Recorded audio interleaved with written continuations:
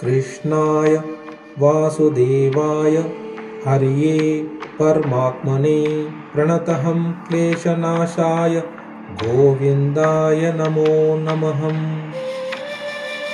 वासुदेवं ऋषिकेशं वामनं जलशायिनं जनार्दनं हरिपक्षं श्रीपक्षं गरुडध्वजं वाराहं पुण्डरीकाक्षं नृसिंहं नरकान्तकम् अव्यक्तं शाश्वतं विष्णुम् अनन्तम् अजमव्ययं नारायणं गदाध्याक्षं गोविन्दं कीर्तिभाजनं गोवर्धनोदरं देवं भूधरं भुवनेश्वरं वेतारं यज्ञपुरुषं यज्ञेशं यज्ञवाहकं चक्रपाणिं गदापाणिं शङ्खपाणिं नरोत्तमं वैकुण्ठं दुष्टदमनं भूगर्भं पीतिवाससं त्रिविक्रमं त्रिकालग्नं त्रिमूर्तिं नन्दिकेश्वरं रामं रामं हयग्रीवं भीमं रौद्रं भवोद्भवं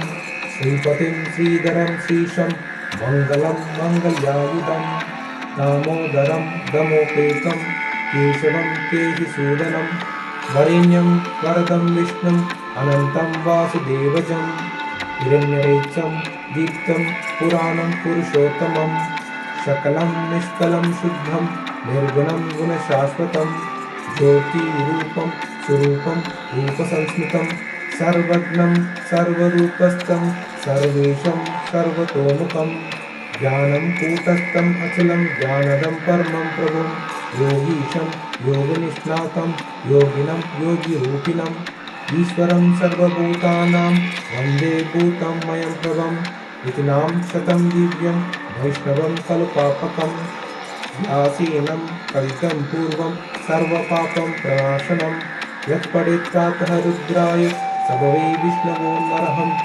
सर्वपापं प्रणाशनं विष्णुसायुध आप्नुयात् चान्द्रायणी सहस्राणि कन्यदानं शतानि च भवान् लक्षं सहस्राणि मुक्तिभागी भवेन्नरहम् अश्वमेधिकं फलं प्राप्नोति मानवम्। ॐ कृष्णाय नमः। ॐ वासुदेवाय नमः।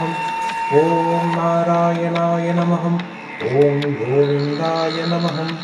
ॐ केशवाय नमः। ॐ कुर्मोत्तराय नमः। ॐ मत्स्यरूपाय नमः। ॐ परशुरामाय नमः। ॐ नरसिंहावताराय नमः। ॐ वरमूर्ति नमः। ॐ वामनाय नमः। ॐ रामाय नमः। ॐ नमो भगवते वासुदेवाय नमः। ॐ नमो भगवते वासुदेवाय नमः। ॐ नमो भगवते वासुदेवाय नमः। ॐ